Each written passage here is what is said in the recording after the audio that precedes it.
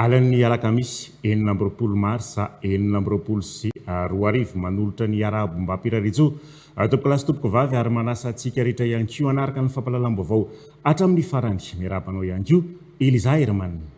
Miarabanao mikanandrimbolaza miaraba sikagnaby atokantrano magnaraka anay amin'izao fotoana izao eto amin'ny TV+ Madagasikara magnasanao agnaraka fampalalam-baovao hatramin'ny farany. Mialatsika ary zao ny tapany voalohany amin'ireo lohatenim-baovao ny sokadana. Nanainga androany maraina nantanteraka fitsidiana ofisialy ao Malabo, Guinée équatoriale ny filohan'ny fanavozana ny Républicaine Madagasikara, Mikael Randrianirina, fitsidiana ofisialy filoham-pirenena eo anivon'ny vondrona afrikanina. Tondraneviny momba ireo raharaha mafana teto amin'ny firenena atao tanatin'ny herinandro ny filohan'ny mpanohatra ny anivon'ny anten'ny mera-pirenena sady avy amin'ny vondrona Irmara mila vonjy Philobert, isan'izany ifanesorana ireo solomavim-baoaka amin'ny toerana, ny raharaha Saondra ary Malala Marie Michel sy ny fanendrena ny gouvernement.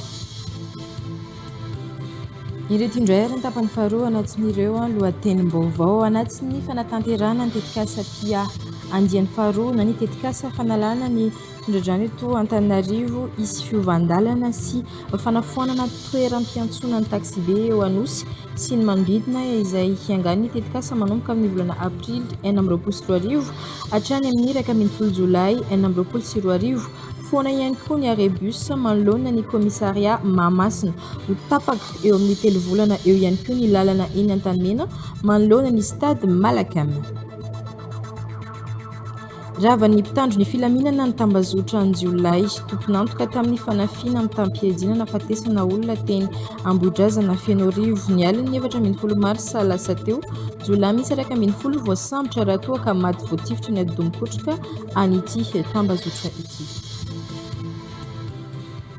Fiara-miasan'ny Madagasikara ny sera iraisam-pirenena izay avy hatrany no anomboantsika ny fampalalam-baovao amin'ny tian'io ity nanainga androany maraina hanatanteraka fitsidiana ofisialy ao Malabo Guinée équatoriale ny filohan'ny fanavozana République ny Madagasikara Mikael Randrianirina.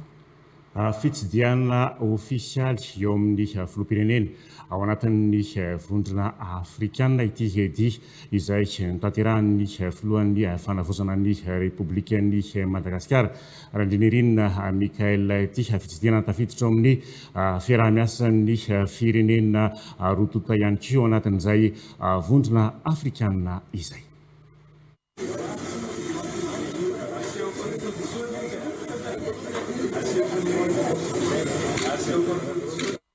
Araka izany dia nanainga androany maraina hiazo ny Malabo Guinée équatoriale anatanteraka fitsidiana ofisialy any an-toerana ny filohan'ny fanavozana ny République ny Madagasikara Mikael Randrianirina.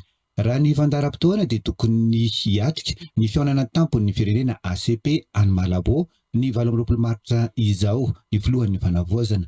Noho ny fanindriny ny fandaharam-potoana nefa sy fanajana ny fanamariana ny 20 martsa dia tsy afaka hiatrika izany ny tenany.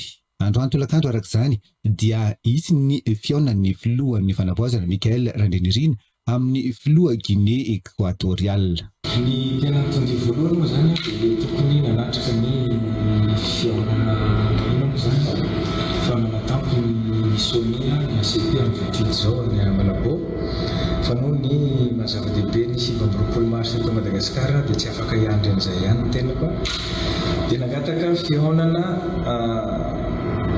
an-tampony ihany koa amin'ny filohan'ny Guinée équatoriale dia androany tolakandro ny tokony mihaonana amin'ny rahalahy izay fihaonana tafiditra amin'lefa teneniko mbenimbengy foana hoe fitetezana an'ireo namana filoha afrikanina mba ahafahantsika mifampiresaka momba ny sazy izay mbola mahazo an'i Madagasikara ao amin'ny africaine izay tsy afaka manatrika ny réunion na fihaonana eo anivon'ny Union africaine. Zay zavatra zay mampitondy androany amin'ny volana ambony mbola misy filoha afrikanina hafa ihany koa izay mbola hovonjena mba ahafahantsika manalefaka zany sazy.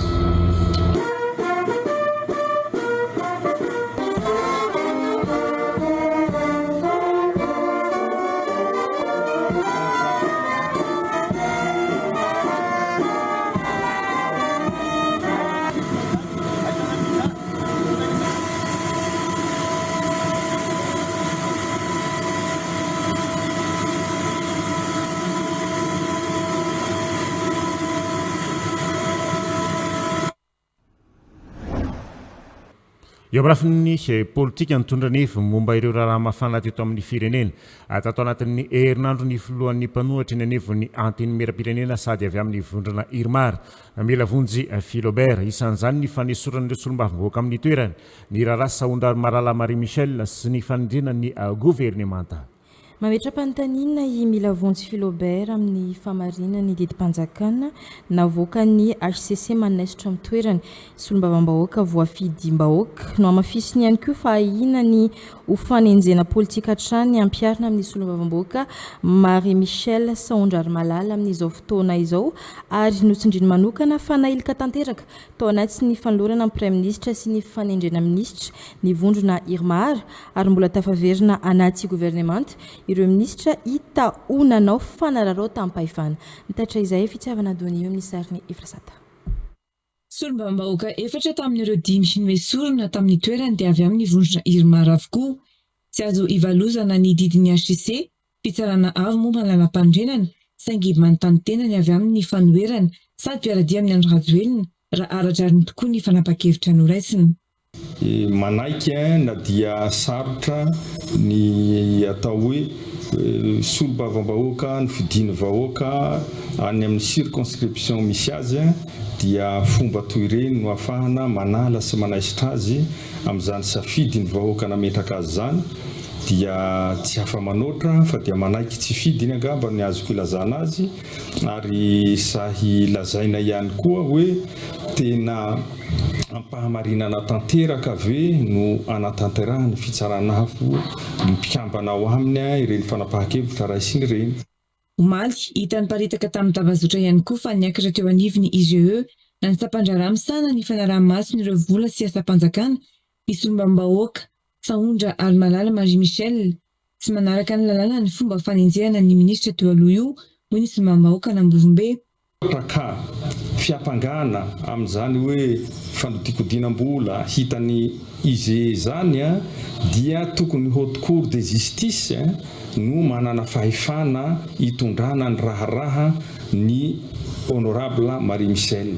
Ka zay zany no tenenanay foana hoe fanenjehana ara-politika io na mahafaly ny sasany na tsy mahafaly dia zay alohan'ny zava-misy. Rehefa ampiarina koa zany lalàna zany dia ataovy mitovy ny olona rehetra satria tsy tamin'ny fitondrana misy anay teo aloha ihany no misy olona zay nandika lalàna nanao tsy mety teto amin'ny firenena fa tsy hoe rehefa ny fitondrana teo aloha dia hita fa rehefa ny olona talohan'izay dia lasa voadio tampoka rehefa tonga ny fanavaozana.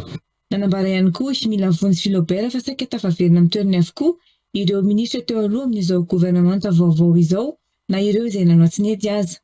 Tsy nasiana lanjany tao anatin'ny fanendrena ihany koa ny vondrona Irmar hoy izy.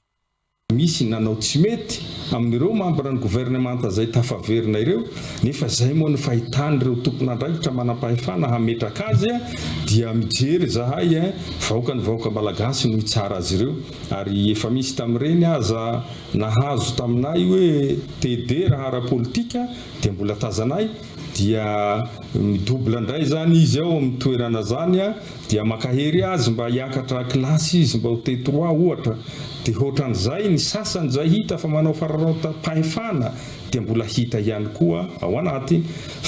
Ireny moa ny zava-misy zahay dia fa voalaza mihitsy hoe tsy ao anatiny satria forongony dia zahay aloha tsy homenatra mihitsy ny mahaforongony anay fa mijoro zahay amin'ny lafin'izay satria matoa sahy mijoro dia tsy matahotra zay iseho amin'ny alalan'ny fifidianana.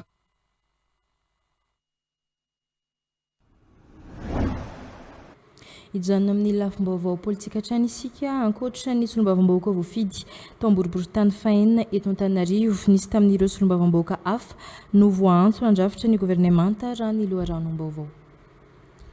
Anisan'ny voantso ihany koa ny solombavambahoaka Nicolas Randrenasolo fa tsy nanaiky ny hiditra ao anatin'ny mpanatanteraka izy. Hoy izy tsy voatery mahazo toerana ihany koa vao afaka manampy ny filohan'ny fanavozana hoy izy malohan'ireo kandida ho minisitra kanefa tsy voaray tamin'ny ora farany izay manomboka amin'ny taraina amin'izao nambaran'ny solombavy-moakany Madagasikara voafito tao amin'ny distrikany Manjakandriana kosa fa zon'ny filohan'ny fanavozana tanteraka ny manendry ireo olona izay tia ny ara-iasa aminy hatanteraka ny fanavozana izay tia no apetraka eto amin'ny firenena. Soina fosina na soina mpiararema za hoe anao mombana gouvernemanta fanjana zany tsy tafiditra amin'ny seta tokony misy anakay le zavatra saravatra satria za sy olo voafefy amin'ny resaka vava zany hoana moana afaka mombana gouvernemanta satria na ny vote électeur zany nao tsy magnambany tena koa fa tsy dia mahatakatra lavitra mikasika ny zavatra zay loatra zany fa niah dia hoe politika ranoray raha ty amin'ny assemblée nationale zany zay zany tena zavatra haiko zany zaho zany dia misaotra ny andrimoto filohan'ny fanavozana za hoe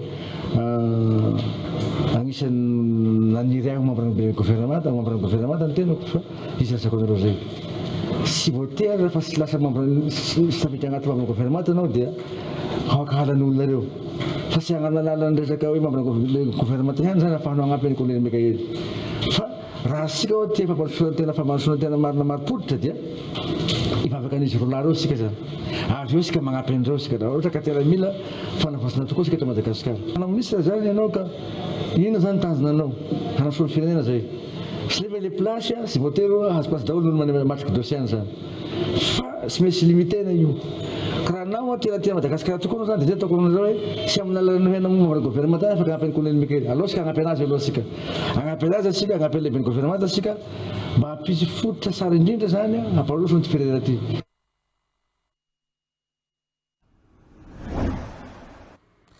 Avy nitodika tamin'ireo mpitolona ny filohan'ny fanavozana tamin'ny fandrafetana ity gouvernemanta vaovao ity ho ny mpandalina politika Razaf Bersion Mohamed. Nahitana solontenam-pitolona sy mpitarintolona voatendry tao anatin'ny gouvernemanta vaovao anisan'izany ny filohan'ny SSM Solidarité Syndicale de Madagascar izay voatendry ministry ny fitaterana sy famantarana ny toetry ny andro hoy ity farany nanambara moa ity mpandala politika sy mpitarika sindikaly ity fa tsy voatery ao anatin'ny gouvernemanta vao afaka mitondra anjara-biriky hampandrosoana ny firenena raha namaly ireo tanora sy candidat ministra tsy tafiditra ao anaty gouvernemanta. Mianjinjina. Tsy voatery ao anatin'ny gouvernemanta vao afaka mitondra anjara-biriky hampandrosoana ny firenena hoy ny mpandala politika no mpitarika sindikaly Razaf Bersion Mohamed manoloana ny resabe mahakasika ireo candidat tsy voaray ministra. Niteraka fitoniana ho an'ireo mpitolona tena kianja kosa ny fanendrena ny sasany tamin'ireo mpikambana eo anivon'ny gouvernemanta izay nahitana solotenan'ny mpitolona sy mpitarintolona anisan'izany ministry ny fitaterana sy famantarana ny toetry ny andro izay filohan'ny SSM Solidarité Syndicale de Madagascar hoy hatrany Razaf Bersion Mohamed. Tena reconnaissant izy mpitarintolona indrindra izay syndicaliste manoloana an'ireny fanendrena izay nataony filoham-panjakana sy ny premier ministre lehibe ny gouvernemanta izay nahitana solotena syndicat izay tena mpitolona mpitarintolona tao anatin'ny gouvernement voavaly fitakiana sy fangatahana rehetra amin'ireo aoka mba tena ho mpitolona sy mpitarintolona tokony homena ministera hitarika ny piasa.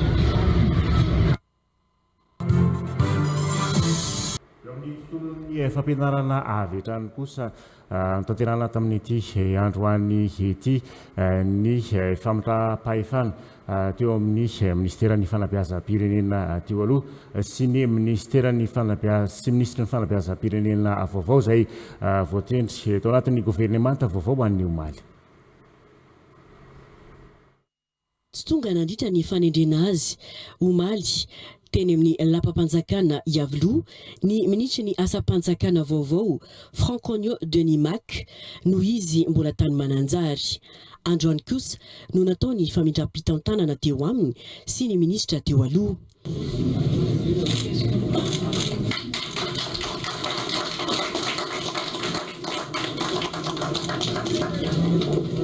Anony efa natsangana ny tenako hoy ny ministra vaovao ary indraindraikitra anakina ny fitondrana fanavaozana amiko hoy izy mbola hijery ireo izay olona ara-pahamiana ho an'ny malagasy ankoa ny tenany sy ny baiko omeny ny fitondram-panjakana aminy hoy ny ministra ny asa-panjakana vaovao Franconio Denimac na i Maître Coco. Ny azo lazaina dia ny fanomezan-toko sy fanomezana antoka ary ny fanehoana ny fahavononana anatanteraka amin'ny asakany sy amita amin'ny andavany izay andraikitra ho fanatsarana ny ministera izay tantanana amin'ny ao anatin'ny fanavaozana izay matematisany firenena ankehitriny.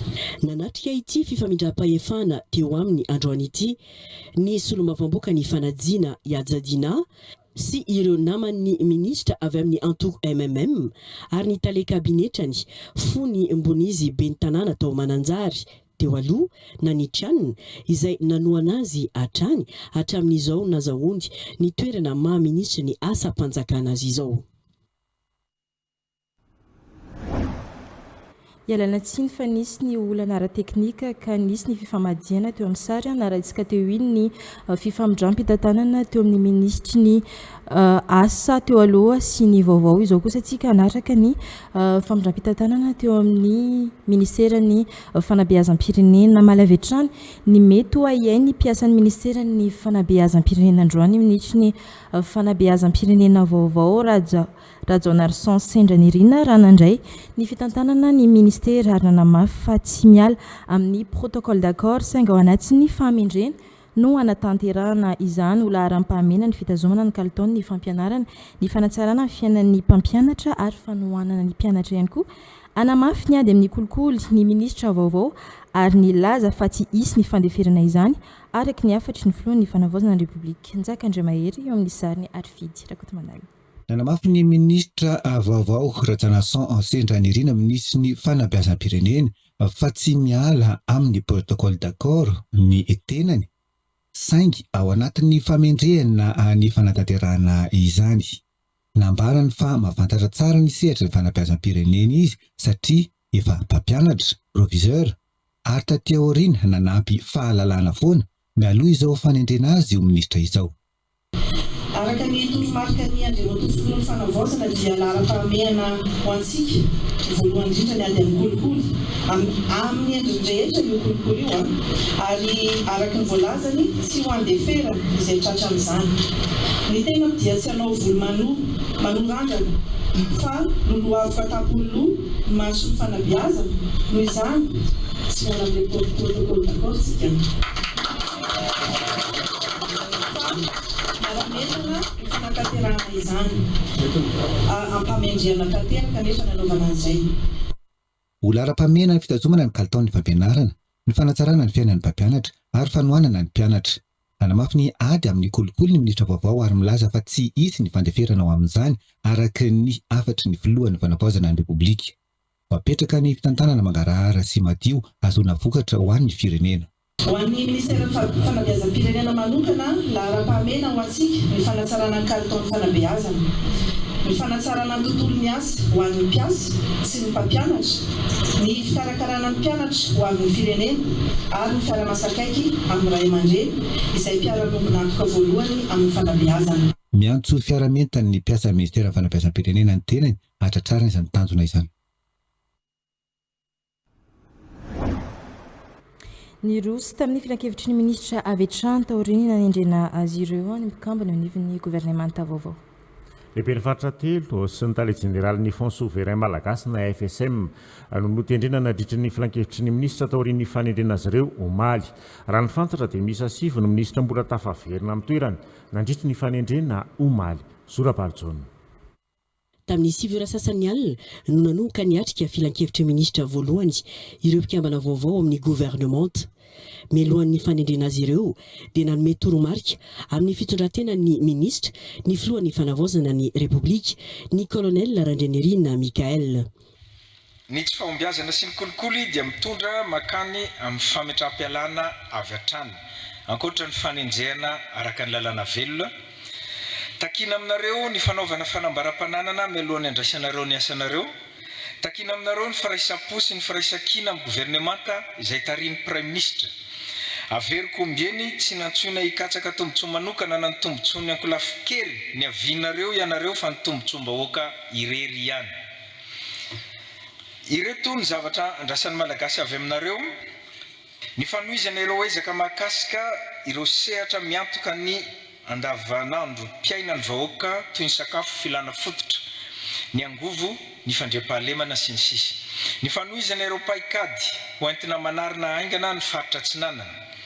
Ny fametrahana paikady ny torolalana hoenty miatrika sahady ny akony ady mampifanandrina ny Israely sy Iran. Ny fanatanterahana amin'ny mpahamarinana sy faran'izay aingana indrindra ny politika mpanjakana miompana amin'ny fametrahana ireo fototry ny fanavaozana.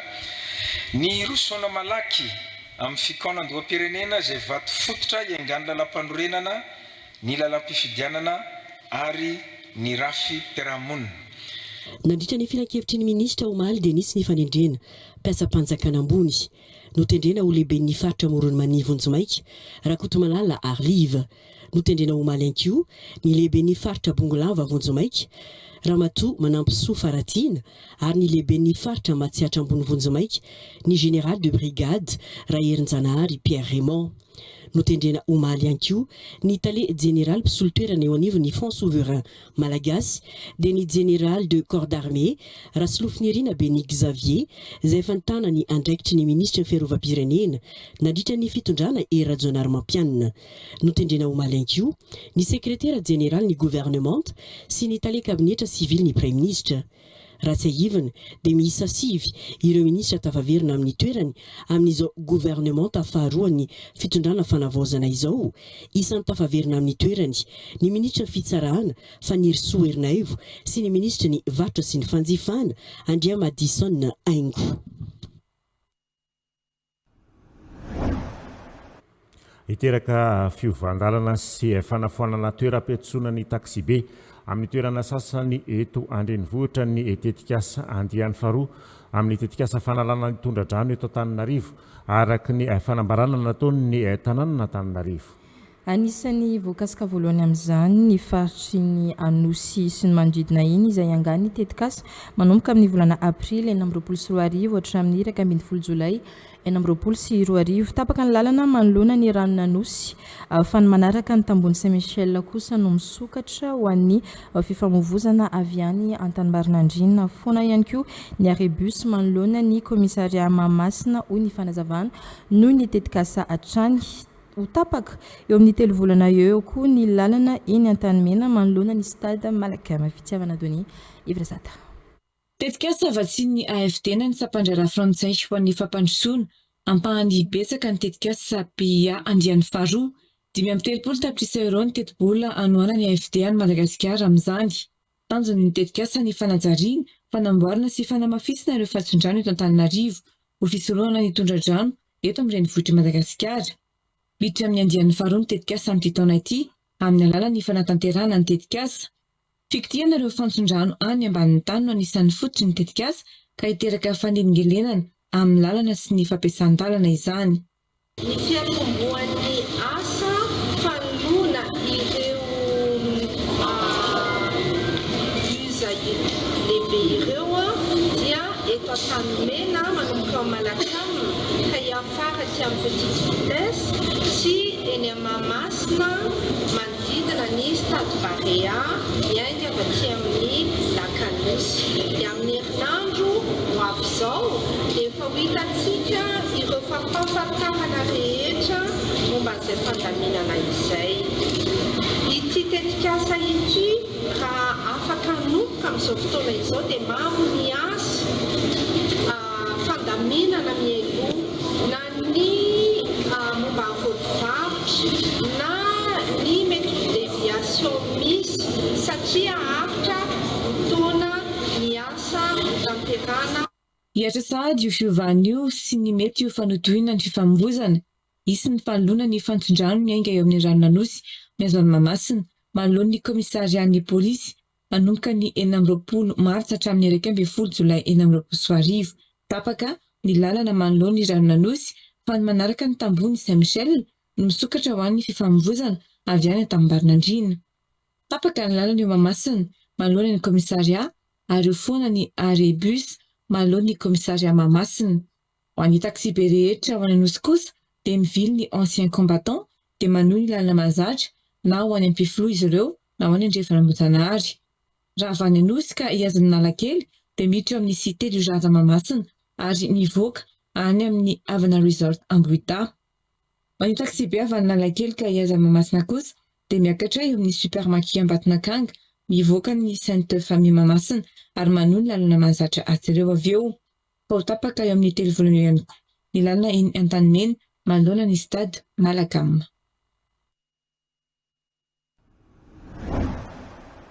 Avovoan'ny fandriam-pahalema manarava mpitandro ny filaminana ny tambazotra-njiolahy tompon'antoka tamin'ny fanafiana amin'ny tampedina nafatesana olona teny Ambohidrazana Fianarivy ny alin'ny 4 mars lasa teo.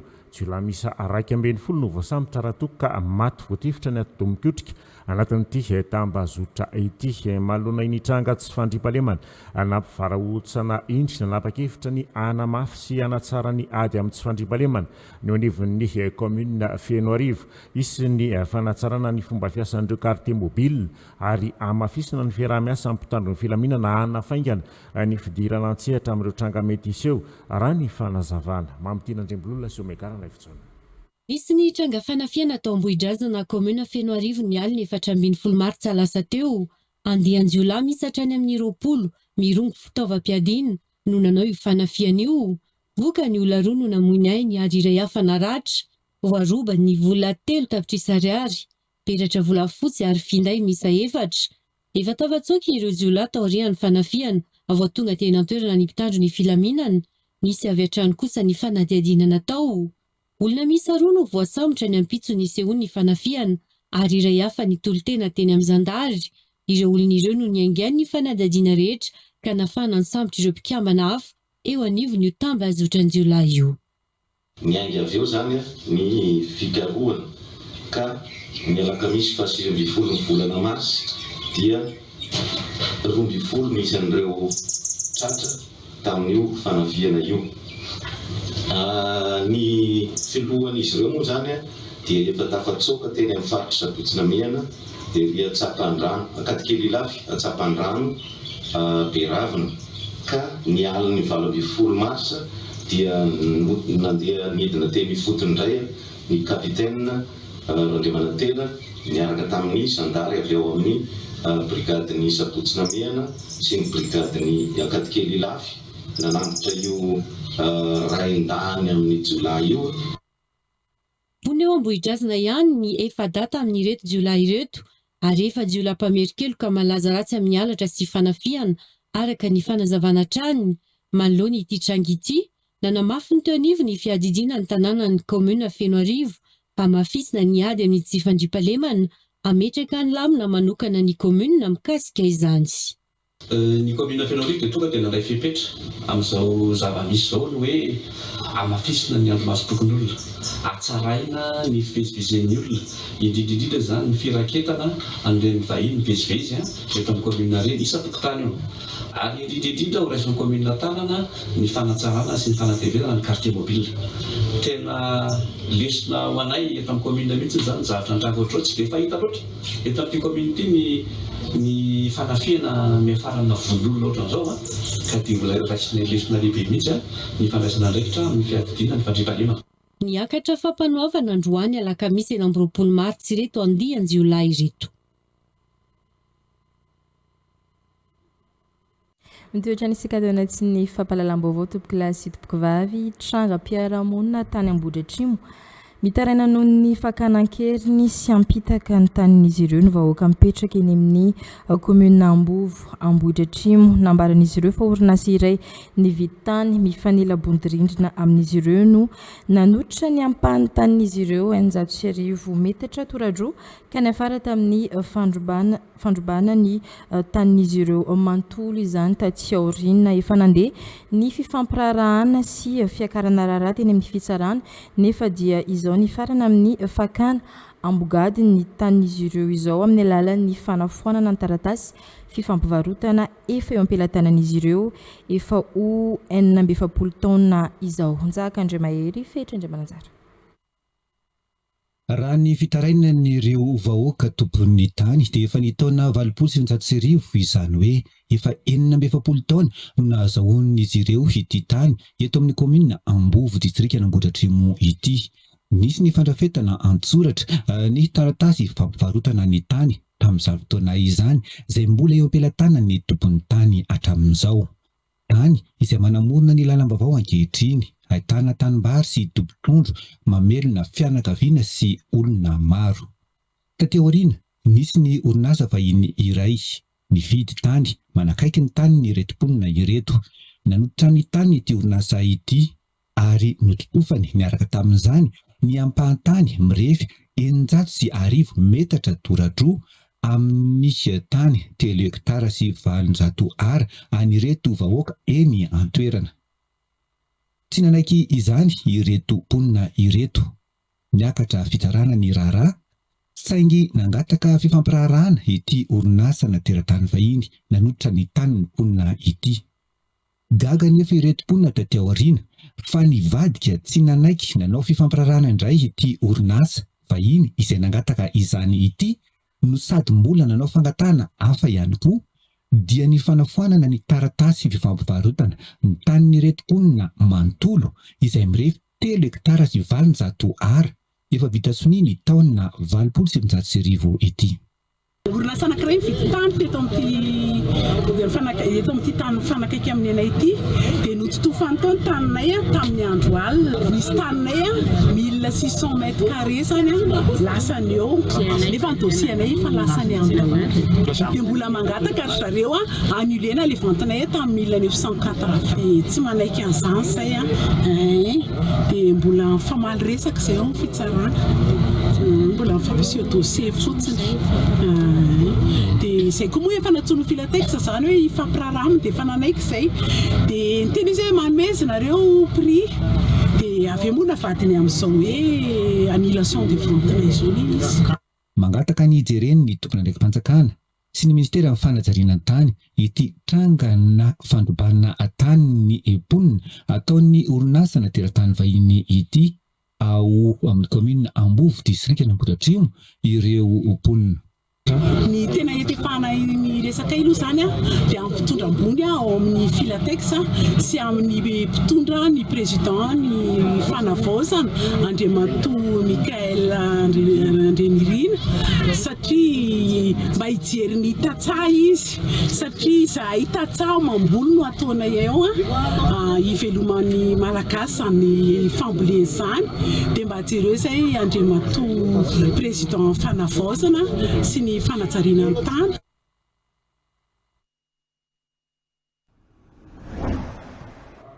Fa mbola ambony ny tany tsy fananan'asa indrindra amin'ny vehivavy eto Madagasikara raha ny fanadihadiana setram-panaramaso ny asa.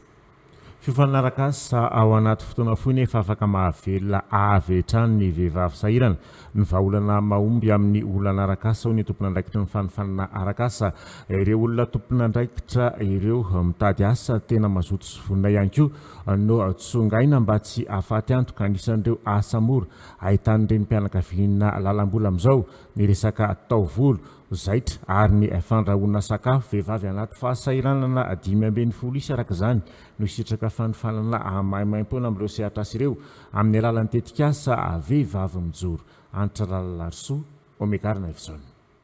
Miasa amin'ny sehampiariana tsy mahavelona sy ambany karama ny akamaroan'ireo vehivavy miasa eto Madagasikara araka ny atontan'izy. Any amin'ny sehatra tsy ara-dalàna ihany koa ny maro amin'izy ireo no mivelona. Ankoatra izay, misedra fahasahiranana goavana amin'ny fahitana asa ny vehivavy malagasy mihoatra amin'ny lehilahy.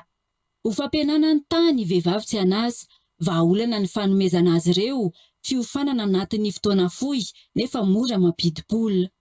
Maninona ny mpanjaitra, mpanao lakozia sy ny mpanao taovolo natao satria dia fotoam-pianarana dia fohifohy afandry ireo tonga dia misehatra amin'ny asa fa tsy hoe hanao fianarana lava be akory dia eo amin'ny 5 na 9 mbolana eo no fianarana pratika ataondry zareo zany.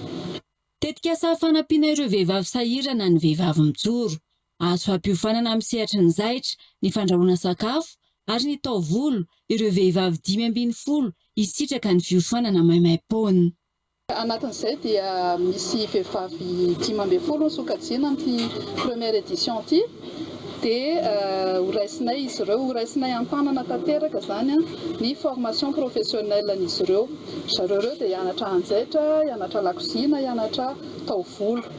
Dia hiditra fianarana zareo ireo miaraka amin'ireo mpiara-miombona antoka dia etohanay tanteraka ny fianaran-dry zareo amin'ireo sehatra ireo.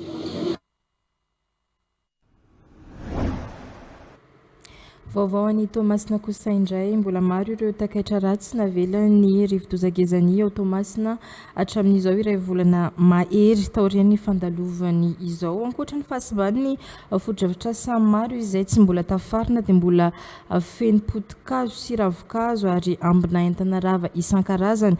Ny ankamaroan'ny lalany ao an-tampon-tanàna ny Tomasina ho fandraisana anjara amin'ny fanadiovana ny tanàna manatanteraka ny fanalana ireo tapakazo sy ravikazo mivangongo manerana ny tanàna ny Tomasina ny FID na ny Fonds d'intervention pour le développement izay tafiditra andratsy ny fandaharana asa vonjivoina. Solonirina Patrika sy MC Judica TV plus Tomasina no mitatra izay. Voabanan'ireo tapakazo sy ravikazo ary ireo ambinentana rava vokatra ny rivodozagezany ny ankamaroan'ny lalana eto Tomasina anika miteraka fitohanana ny fifamoivoizana. Misy ny asa tana maro andraisan'ireo tokantrano traboana sy trapasirana anjara entina manadio ny tanàna manala ireo tapakazo sy ravikazo eny amin'ireny toerana iombonany.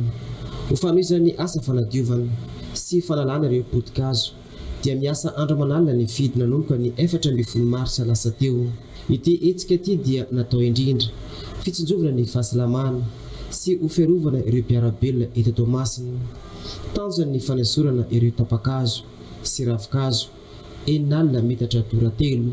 Tamin'ireny nandalovany rivodoza ireny ny saika tapaka avokoa ny lalana rehetra teto Tomasina.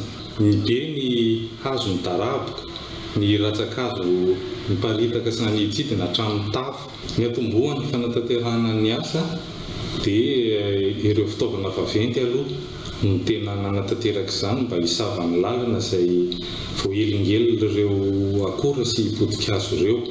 Taorian'izay dia nisy ny mpiantsehatra maro ireo karazana vondrona isan-karazany dia nisy ny nampiasa fiarabe dia nampiasa olona nanatanteraka ny fanangonana ireo izay atao hoe potikazo, zakan'ny tanana, zakan'ny herintsandron'olombelona.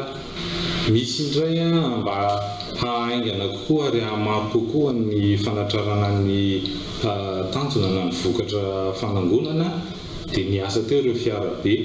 Zava-dehibe tokoa ny hetsika toy izao ary mandray anjara feno amin'ny famarinana amin'loana ny andavanandrom-piainan'ny olona sy ny fanarenana ny Tomasina. Dia noho izay asa tana maro nataon'ny FID teto izay dia sotra betsaka amin'ny FID fa afaka miverina manao fanatanjahantena ny ankizy dia ny fiainan'izay olombelona eto izany miverina normalina tsara indray amin'izao fotoana. Ratsaivina dia isan'ireo hetsika maro tanterain'ny FID ao anatin'ilay fandarana asa vonjivoina ny asa fanadiovana sy fanalana tapakazo ravikazo navelan'ny rivodoza. Ny asa vonjivoina izay fandarana asa ny gouvernemanta malagasy arindran'ny ministera ny mponina sy ny firaisan-kina ary tanterain'ny FID na Fonds d'intervention pour le développement izay vatsian'ny banky reseperena vola. Ny fantantarana ny asa dia miainga avy amin'ny filazana ataon'ny bureau national misana ny fitanana ny Tandindoza sy ny Loza na BNZRC izay mamaritra ireo lahara-pahameana. Amban'ny tapa-avitriana amin'ny fandoava-kevitra tamin'ny taona lasa teo tao amin'ny komina Pitatafika noho ny sakatsakana amin'ny resaka politika ho ny ben'ny tanàna ao an-toerana tsy afaka nitaka izany ny komina raha tsy tany amin'ny roa volana hifaranan'ny taona vokatra izany dia misy anjato fotsiny ny tapa-avitriana ankehitriny kosa efa milamina izany ary efa miverina tsikelikely ny tapa-avitrian'ireo mponina amin'ny fandoava-kevitra ho hiatrany ny ben'ny tanàna ny komina Pitatafika. Grâce Andrea Tsitoerina sy Ivra Zata. Efa mandeha ny fangalana hetra amin'ireo mponina ho an'ity taona ity eto amin'ny komina Pitatafika ao anatin'ny distrika Natsimondrano. Tafakatra 20 isanjato ny tapa-avitrian'ireo mponina amin'ny fandoava-kevitra hatreto raha 10 isanjato fotsiny izany tamin'ny taona lasa. Antony nahatonga io tany ambany io ny antsotra politika ka volana Novambra ny komina vao afaka nitaka izany. Ny fanazavany ben'ny tanàna ny komina Pitatafika Ankehitriny kosa efa milamina izany aresy lahatra ireo mponina amin'ny fiverenan'ireo tamberinandraikitra ka antony mahatonga azy ireo mandoa ny hetra ara-dalàna. Ny hetra nampita-tafika moa tamin'ny novambra vao azo nampiarina tamin'ny taona lasa iny fa nisakatsakana be mihitsy. Izany hoe efa 2 volana alohan'ny faranan'ny taona izay vao mba afaka mitaky-hetra izay fa nisakatsakana tamin'ny resaka politika mihitsy ilay izy. Dia izao efa mivatateraka izay dia tapa-avitrihan'ny mpandohetra izany izao eo amin'ny 8 isan-jato izay zany izy amin'izao. Ankoatra izay izy ny fiaramben'ireo mpeniny tanàna mandeha Madagasikara amin'ny 12 aprily izay aharitra 3 andro ka hanaova ny filohan'ny fikambanan'ny mpeniny tanàna mandeha Madagasikara antsy sy fanentanana izany. Antenaina sy FDB ivoaka mandritra io fotoana io hatrany ty farany. Fiaonam-beantsika eto Antananarivo mandritra ny 3 andro. Ny fanomanana an'izay dia ao amin'ny gymnase Mahamasina ny 12 avril amin'ny 2 tolakandro. Maro tsika no tonga dia antenaina fa isy FDP ho avoakantsika eo ary ny hevitra efa noentin'ny fikambanan'ny mpeniny tanàna moa dia efa tafepita tanteraka ny tompona andraikitra ary ny raisan-jareo an-tanana mihitsy fa anjarantsika zany manaitaitra ny hoe misy an'ireto tompoko mba faniriana mba azo ampiarina na ho an'ny taona ho avy ary. Ny fanimbanana samihafa sy ny voka-dratsy ateraky ny fiovaovan'ny toetrandro. Mila fanarenana ireo fasimbana ireo isoroana amin'ny voka-dratsy aterany ho an'ny mponina sy ny tontolo iainana ankapobeny. Tafiditra anatin'ny hetsika ho fiarovana ny ireo ivoary ny fametrahana ny tetikasa IREMA. Faritra 5 eto Madagasikara no isitraka ny tetikasa ity. Androany isika dia misy tetikasa antsoina hoe IREMA na fanamafisana famatsim-bola hanarenana ny roivoary eto Madagasikara. Ny tetikasa dia efa tsy ny tahirim-bola iraisam-pirenena mikasika ny tontolo iainana vola izay mitetina eo amin'ny 400 tapitrisa dolara amerikanina eo. Faritra 5 no voakasika ny tetikasa dia ny faritra Diana, faritra Sofia, faritra Laotra Mangoro, ny faritra Moronmani ary ny faritra Vatovavy. Ahafahana Madagasikara mivarotra entona karbona ihany koa ireo faritra natanterahana ny tetikasa IREMA ireo. Ireo faritra ireo dia ahafahantsika mivarotra entona karbona any amin'ny 15 tapitrisa ny taonina any. Raha ataontsika ampitomboina $20 ny taonina iray dia fahitantsika any amin'ny $300 millions mety vola ampidirina io tetikasa io rehefa tafarina soamantsara ny roivoary eto Madagasikara. Tafiditra anatin'ny asa fanarenana ho tanterahana anatin'ity tetikasa ity ny fambolekazo sy ny fampandraisana anjara ny mponina ny fotony. Misy anankiroa manko ny teknika anarenana ny roviary, ny anankiray ny atao hoe restauration passive. Amin'izay restauration passive izay dia alefa maniry araha-maso fa alefa maniry miandalana eo ny zava-maniry mba ahafahan'ilay zava-maniry na ny atiala miverina milonina. Fa eo ihany koa ny atao hoe restauration active. Amin'izay fotoana izay indray tsy maintsy mamboly azo ianao, tsy maintsy mikarakara, mametraka ny pepinière sy ny sisa mba ahafahana mamerina n'ilay roviary. Atao anatin'ny tetikasa IREMA dia tsy vitan'ny hoe fanarenana tahaka an'izay fotsiny fa misy ny fampandraisana anjara ny olona ny fotony izay tena voakasika ny fampitehany roviary. Fa eo ihany koa fampandraisana anjara n'ireo sehatra tsy miankina izay tena heverina fa arak'izay teny ny andriamatoa minisitra hoe antenaina fa hitantana antsika hifanampy amintsika amin'ny fametrahana n'ireo seha-piariana isa-tsokajiny mety ahafahana mampiena mitsindry mahazo ny tontolo iainana ary mamerina miandalana an'izay roviary izay. Nampahafantarina androany ny tetikasa IREMA eto Madagasikara.